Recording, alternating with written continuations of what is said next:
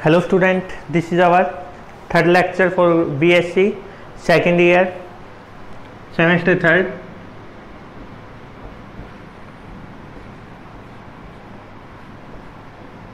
Second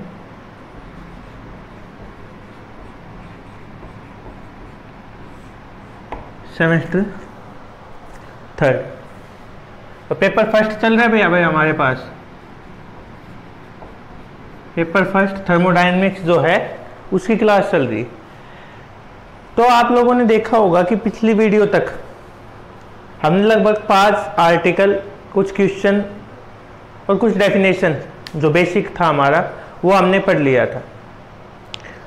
आज का जो लेक्चर है उसमें हम जो पहले 1-2 डेरिवेशन करने वाले, अब डेरिवेशन शुरू हो गए। डेरिवेशन आएंगे, आपकी बार पहले भी थे, आपकी बार और आने वाले। इन डेरिवेशन में क्या खासियत है कि हम कोशिश वो करेंगे कि जो लिंक वाले हैं ना, जो जैसे पहले वाला है वो जब अगले वाले से लिंक करता हो, उस तरीके के डेरिवेशन आपको करवाए जाए। ठीक है, देखते हैं आज पहला टॉपिक क्या है हमारे पास। कहाँ तक कर लिया था हमने? आज पहला टॉपिक हमारा कैलकुलेट। आर्टिकल 5 है, 6 से सॉरी भाई 5 तक हो चुका पहले ही। Calculate work done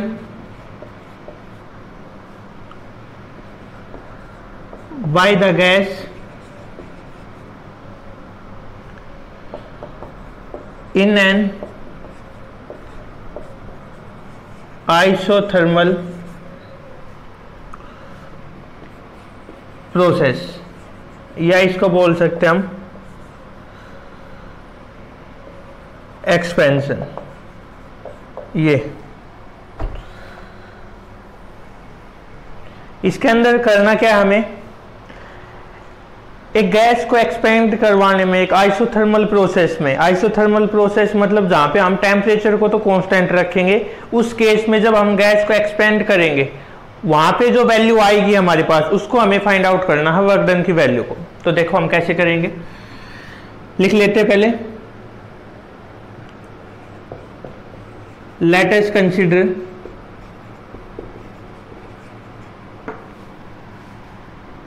A gas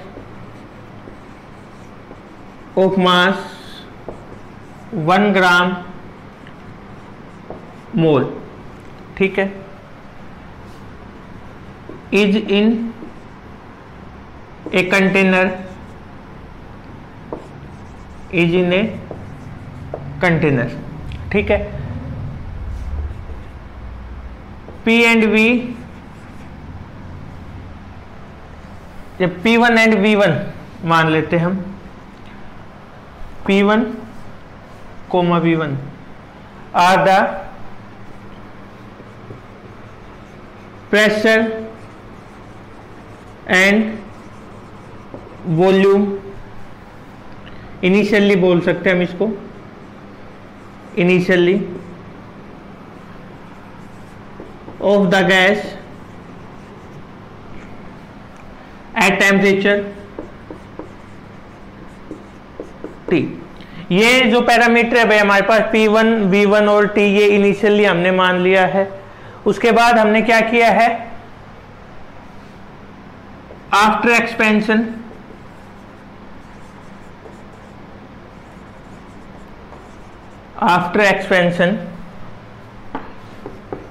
P2 and V2 are the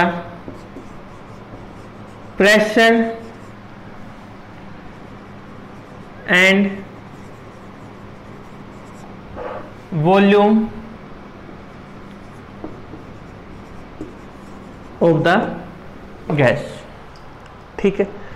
अब हमें एक बात पता है क्या, कि जो वर्क डन की वैल्यू होती है हमारे पास वो हमने पढ़ रखी है, क्या होती है वो, PdV के इक्वल होती है। किसके इक्वल होती है वो, PdV के इक्वल होती है। पहले हम small amount of work done ले लेते भाई।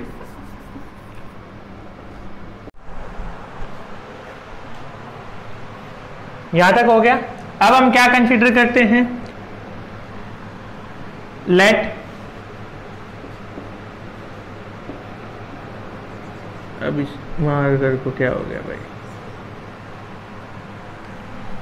इधर देख लेते हैं।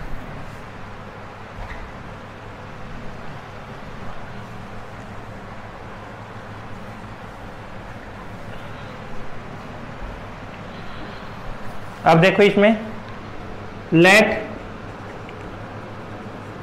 Small amount of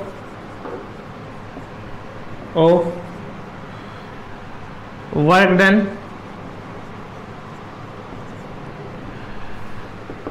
in isothermal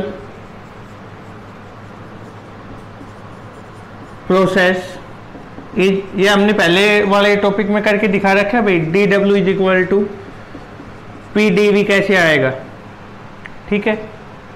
so total work done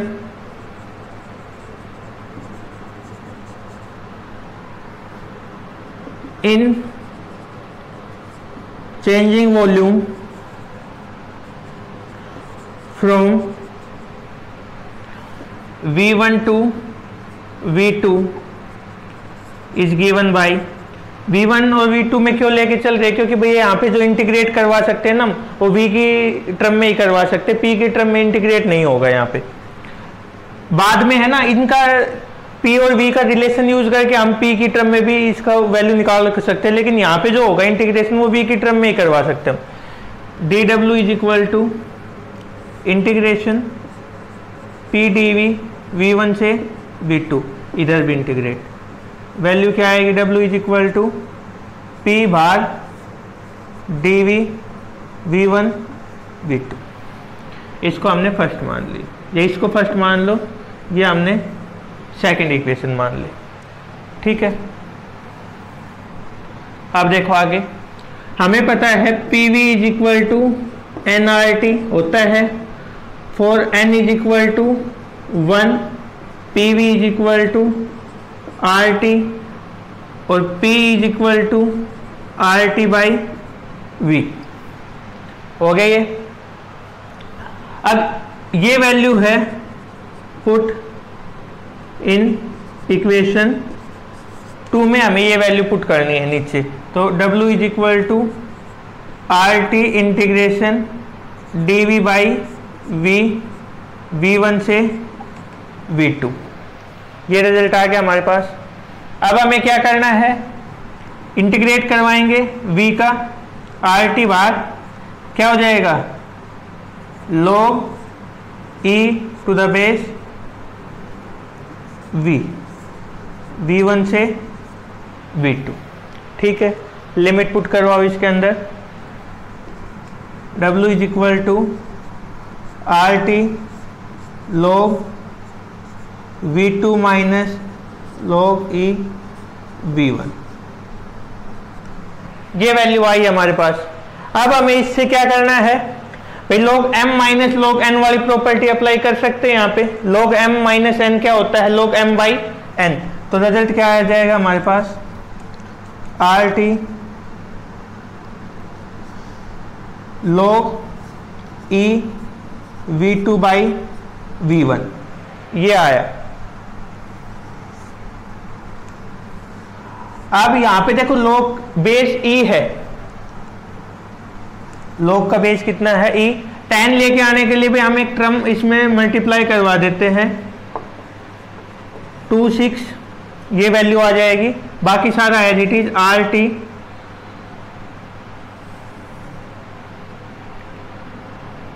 log tan V2 upon V1, ये हमारा रिजल्ट आ गया जब बेस की वैल्यू कितनी है 10, ठीक है।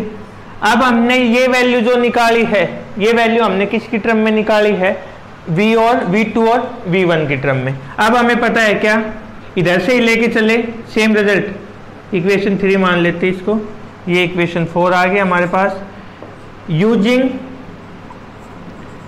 Equation 3 P V is equal to R T, P1 V1 is equal to R T, क्योंकि आइसोथर्मल एक्सपेंशन है, टेम्परेचर की वैल्यू भाई सबके लिए सेम रहने वाली, चाहे प्रेशर P1 V1 हो, चाहे P2 V2 हो, चाहे PV हो, हर सिचुएशन में हमारी प्रेशर की वैल्यू क्या रहने वाली है, सेम। ऐसे ही P2 V2 is also equal to RT। अब ये वैल्यू भी RT के इक्वल है, ये वाली वैल्यू भी RT के इक्वल है, तो दोनों वैल्यू आपस में भी क्या होंगी, इक्वल होंगी। P1 V1 is equal to P2 V2। ठीक है, यहां से हम वैल्यू निकाले, ये वैल्यू क्या है, V2 अपॉन V1 की है, तो V2 अपॉन V1 किसके इक्वल आएगा, P1 upon P2 is equal to V2 upon V1। ये रिजल्ट आया हमारे पास। Put in equation 4। ठीक है, इक्वेशन 4 में हम ये वैल्यू पुट कर देंगे। 4 में वैल्यू पुट करो, W is equal to 2.3026 log 10 P1 upon P2। जो इक्वेशन नंबर 5 आई है आपके पास, ये हमारे पास जो वर्क डन होगा ये प्रेशर की फॉर्म में है, ये जो वर्क डन होगा हमारे पास ये वॉल्यूम की टर्म में। तो ये था आज आपका पहला टॉपिक। दोबारा देख ले एक बार। एक गैस के अंदर आइसोथर्मल एक्सपेंशन की जो वैल्यू होती है हमें वो फाइंड आउट करनी थी। वो फाइंड आउट करने के लिए हमने क्या किया है, एक गैस है जिसका 1 ग्राम मोल ले लिया हमने एक कंटेनर में। इस कंटेनर में पिस्टन भी लगा हुआ है भाई, और वो पिस्टन कैसा हमारे पास, फ्रिक्शनलेस पिस्टन है, मतलब वहां पे कोई भी एनर्जी है वो कंज्यूम नहीं हो रही है। फ्रिक्शनलेस पिस्टन ले रखा हमने, उसमें हमने क्या किया है, प्रेशर और वॉल्यूम को चेंज किया है, एक्सपेंड करवाया है। प्रेशर की वैल्यू भी चेंज होगी, वॉल्यूम। इनिशियली हमने क्या मान लिया, प्रेशर हमारे पास P1 था, वॉल्यूम V1 था। ठीक है, बाद में हमने क्या देखा, प्रेशर P2, वॉल्यूम कितना हो जाता है V2। ये चेंज होने के बाद अब हम निकाल रहे वर्क डन निकालते कि हमें कितना काम करना पड़ा है इस चीज के लिए। तो हमें जनरल इक्वेशन पता है, dW इज इक्वल टू किसके होता है, PdV के। ठीक है, वो हमने लिख दिया। Total work done in changing the volume from V1 to V2। अब ये जो टर्म है, ये थोड़ा मैथमेटिकल टर्म है कि ये जो वैल्यू है ये हमारी किसकी टर्म में है, ये हमारी वैल्यू है वॉल्यूम की टर्म में, वॉल्यूम की टर्म में है। तो अब हमें क्या करना है, जो इंटीग्रेट करवाएंगे वो वॉल्यूम की टर्म में करवाएंगे। वॉल्यूम कहाँ से चेंज होना शुरू हुआ हमारा, V1 से लेके V2 पे लेके आए, तो V1 से लेके V2 तक ले आए, लिख दिया हमने वैल्यू। इंटीग्रेट करवाएंगे, P कांस्टेंट, मतलब P का इंटीग्रेट नहीं हो सकता, हमने बाहर निकाल दिया यहाँ से। अब P की पहले वैल्यू निकाली।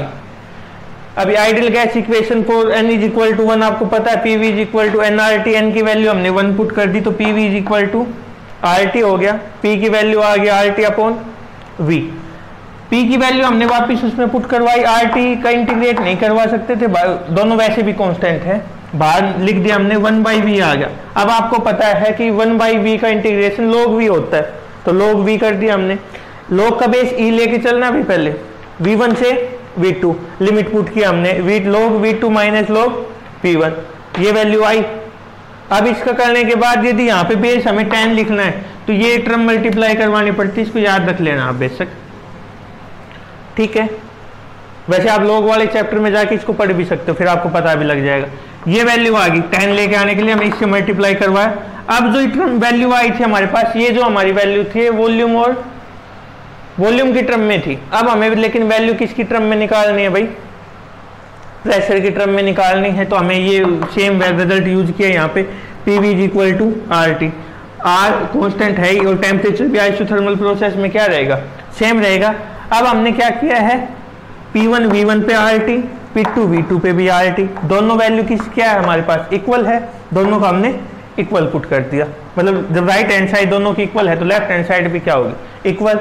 ये वैल्यू आए, कंपेयर करके हमें V2 अपॉन V1 की वैल्यू चाहिए, तो V2 अपॉन V1 P2 को उधर भेज दिया, P1 upon P2, same result में हमने वैल्यू पुट कर दी।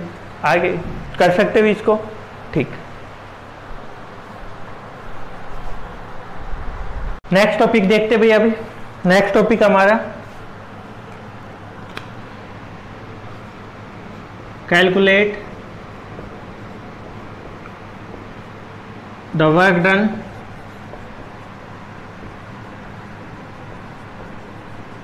Article number 7, work done bye A gas in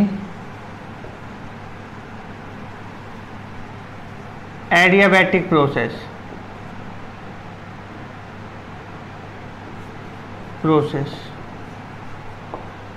ठीक है।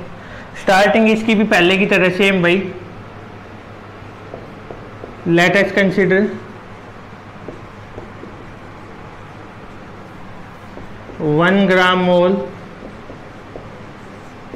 Of A gas in a container which have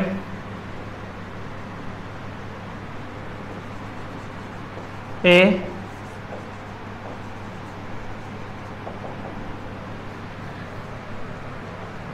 frictionless piston। इसके अंदर हमें वैल्यू फाइंड आउट करनी। Let P1 V1 and T1 are pressure, volume and temperature initially. ठीक है, अब हमें क्या करना है, at any pressure P small amount of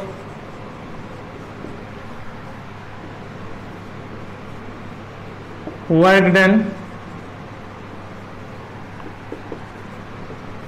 is given by, अब यहां पे भाई dW is equal to PdV। ठीक है, अब वही इसमें भी वही वॉल्यूम की वैल्यू चेंज हो जाएगी, V1 से लेके कहां तक लेके जानी हमें, V2 तक। तो total work done is given by integration dW P dV V1 से V2 तक। ठीक है, यहां तक हमने काम पहले वाला ही किया है।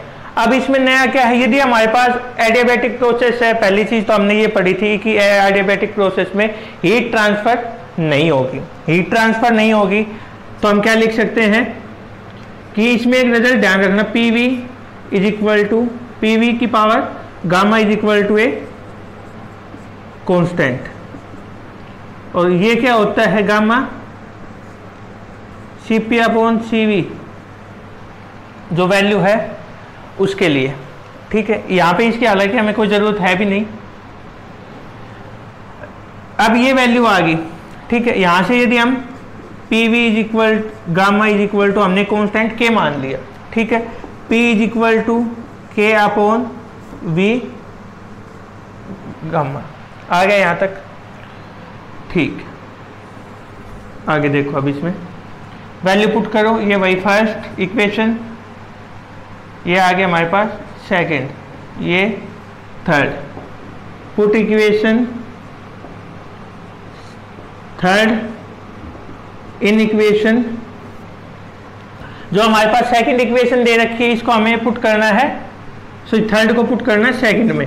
तो W is equal to integration K constant बार dV अपॉन V की पावर गामा। ठीक है, ये आ गया। इसको हम लिख सकते हैं V1 से लेके V2 तक इंटीग्रेट करवाना है। K इंटीग्रेशन V1 से V2 तक, दोबारा लिख देते फिर गैप वरना कंफ्यूज हो जाए।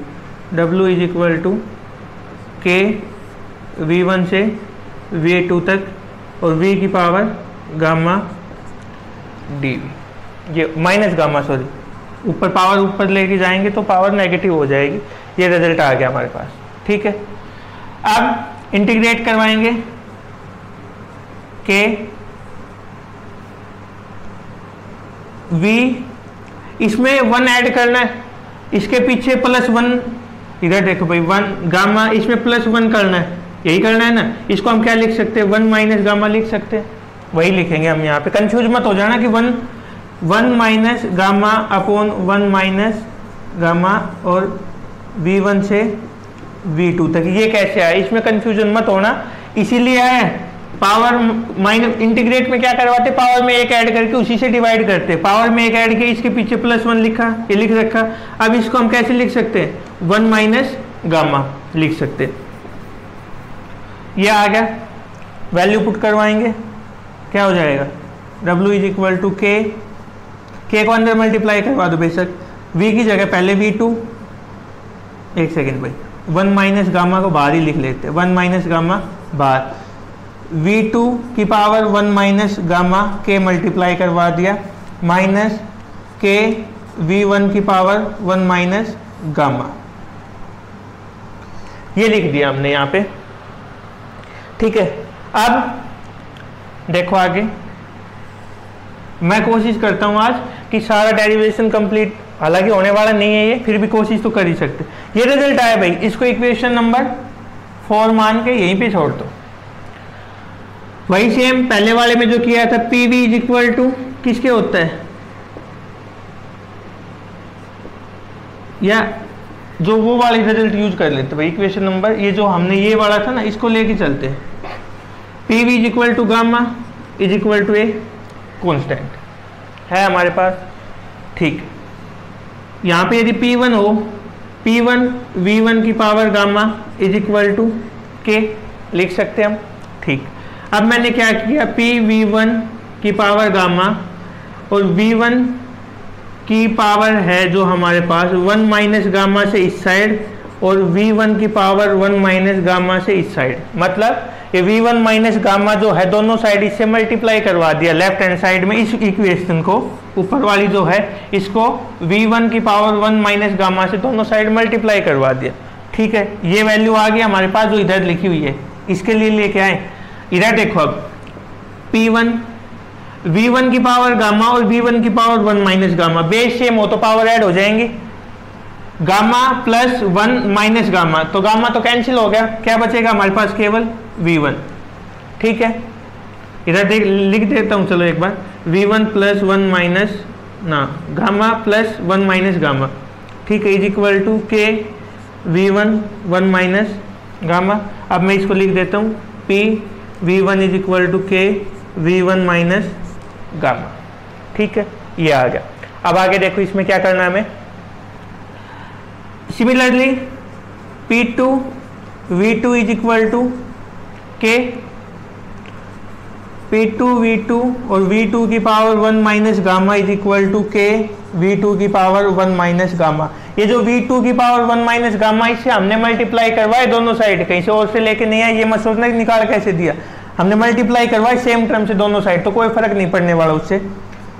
P2 V2 की पावर वही लिख दे, इधर डायरेक्ट लिख सकते हैं, गामा इधर कितनी है, एक सेकेंड, इधर गामा आएगा भाई, गामा छोड़ते हैं हम, यही था ना रिजल्ट, तो यहाँ इसमें वैल्यू पुट करनी है, V2 P2 V2 पुट की है इधर, तो पावर गामा ये आ गया हमारे पास। अब बेस सेम पावर ऐड हो जाएंगी, तो P2 V2 is equal to K V2 1 minus gamma. Equation number 5 और इक्वेशन नंबर 6 आगे यहाँ तक दोबारा बता दो एक बार, चलो दोबारा देख लो। ये यहाँ तक तो हमने पहले वाले में समझा ही दिया था, ये वाला जो रिजल्ट है ये अलग आया है। इसमें रिजल्ट क्या है हमारे पास, कि यदि हमारे पास कोई एक आइडियाबैटिक प्रोसेस होती है, उसमें ये रूल फॉलो करते हैं हम मैथमेटिकली, पीवी की वी की पावर गामा, और गामा क्या है, स्पेसिफिक हीट, दोनों का रेशियो है, प्रेशर और वॉल्यूम पे जो उनका रेशियो है उसकी वैल्यू है गामा इज इक्वल टू ये लेके चलना है। ठीक है, अब इसको हमने कांस्टेंट के की इक्वल मान लिया, पी की वैल्यू आ जाए के अपॉन वी की पावर गामा। ठीक है, पी की पावर वापस पुट करवाई, इसको ऊपर लेके गए, इसकी पावर नेगेटिव होगी, इंटीग्रेट करवाया, पावर में एक ऐड कर दिया, तो +1 पीछे की बजाय हमने आगे लिख दिया, सेम टर्म से डिवाइड करवा दिया, के को अंदर मल्टीप्लाई करवा दिया, इसको हमने बाहर लिख दिया।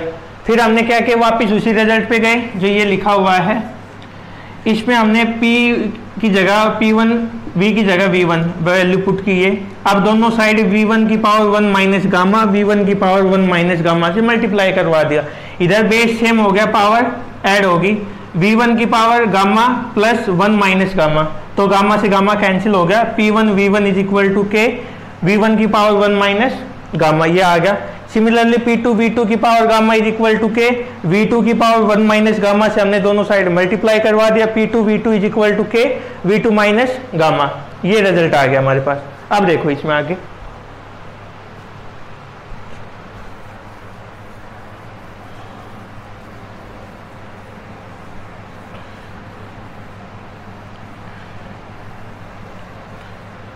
यदि कोई डाउट रह भी जाता है फिर भी किसी को, तो वो पूछ सकता है बाद में भी, आपके लिए कोई मनाही नहीं इस चीज़ की, अभी आपको पहले भी बता रखा है।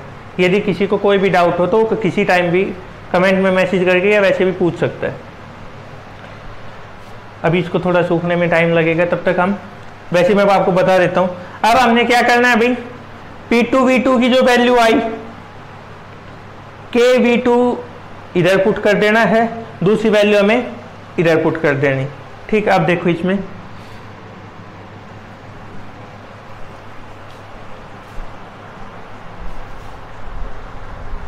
क्या है रिजल्ट हमारे पास, W is equal to 1 minus gamma K V2 1 minus gamma minus के V1 1 माइनस गामा, ये रिजल्ट आया हमारे पास।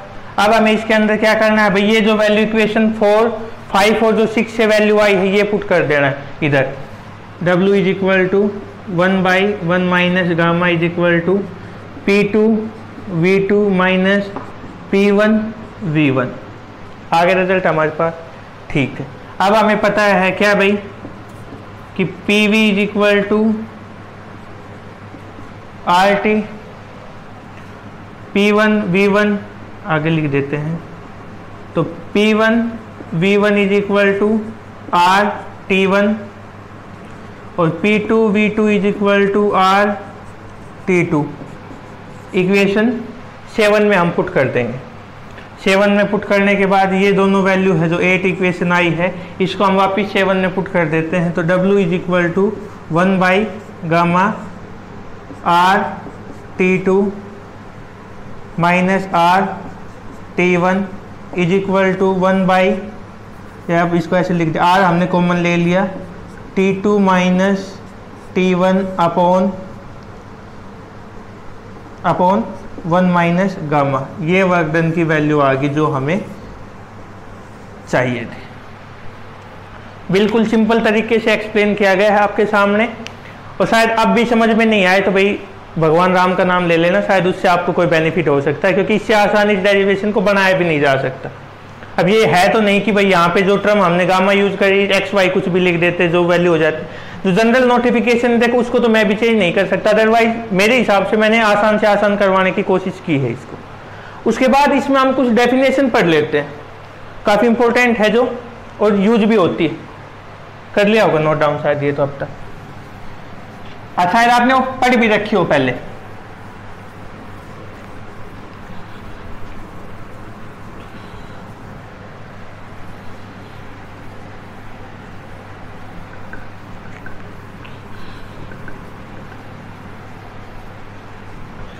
रिवर्सिबल और इरिवर्सिबल की बात कर रहा हूं मैं यहाँ पे। क्वेश्चन 2 आर्टिकल हो गए हैं, 6 7 क्वेश्चन आज का। डिफाइन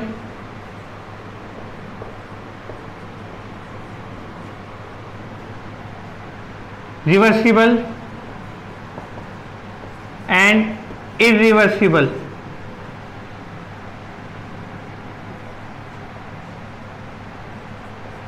इरिवर्सिबल प्रोसेस, इसके बारे में बात कर रहे हम। पहले लिख लेते रिवर्सिबल, शॉर्ट फॉर्म में लिख देता हूं मैं। The process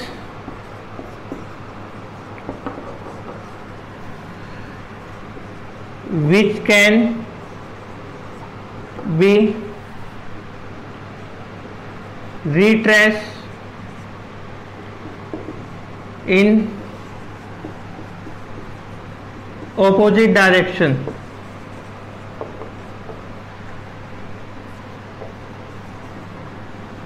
such that system and surrounding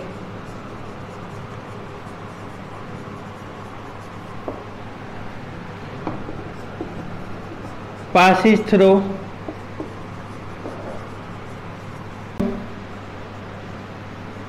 same state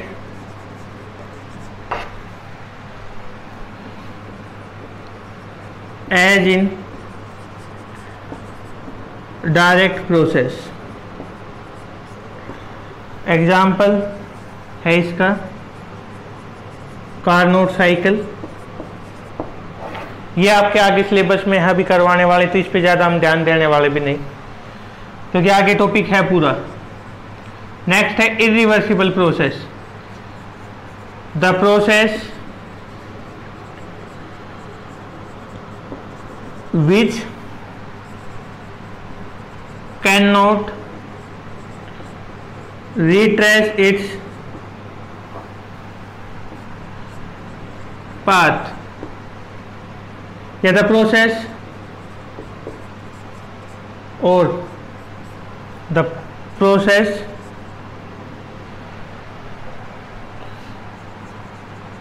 which can not be reversed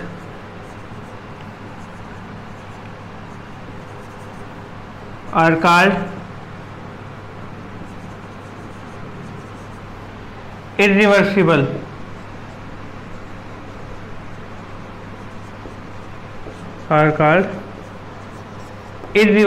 process.